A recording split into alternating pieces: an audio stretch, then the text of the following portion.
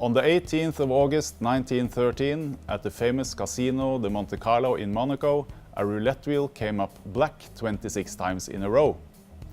During the sequence, some gamblers practically bankrupted themselves betting on red, feeling certain that a change of color must be due. The odds of 26 consecutive spins of a roulette wheel, each being black, is about 145 million to 1. But if you think about it, the fact that it happened wasn't remarkable. The run of 26 consecutive blacks was no more or less likely to occur than any other possible combinations when you spin the wheel 26 times. The lesson of the 26 blacks that day is that anything can happen, and will happen, if you wait long enough. It's a lesson that we take to heart at Gig Sports, where our motto is, we put numbers on everything. And by everything, we mean everything, even the really unlikely things. As generators of our own in-house odds for sports events, we never get tempted to think, that will never happen. We don't do vague, we don't guess, we like being specific. We take inspiration from the roulette wheel when we price up sports events such as this summer's FIFA World Cup, and it has inspired a style of modeling that we use extensively at Gig Sports, a Monte Carlo simulation. Setting up a simulation of an event like the World Cup and running it many times on a computer tells you how likely the different teams are to win it. The simulation reveals how likely Germany or Brazil are to lift the trophy, which is interesting and useful to know if your business is setting odds.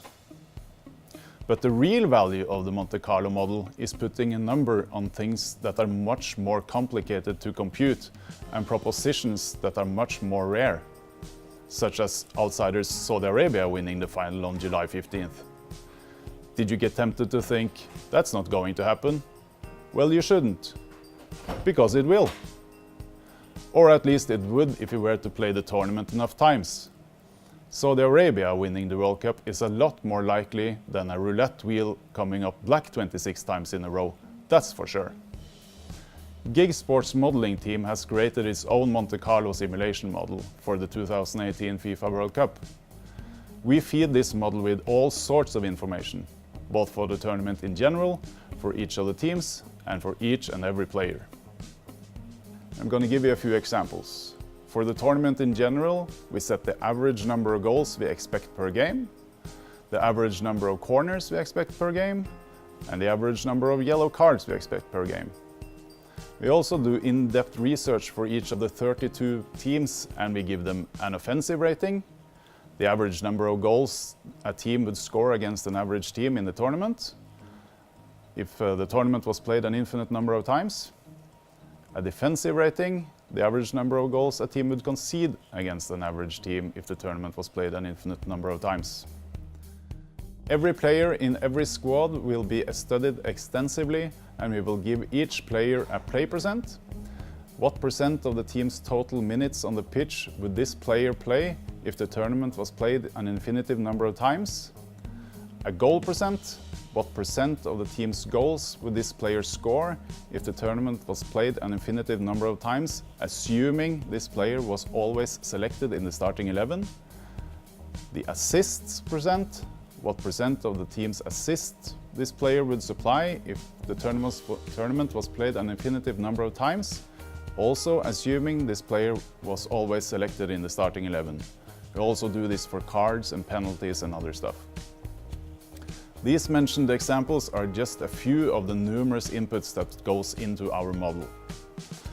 Our models rely on these ratings to generate odds for different markets.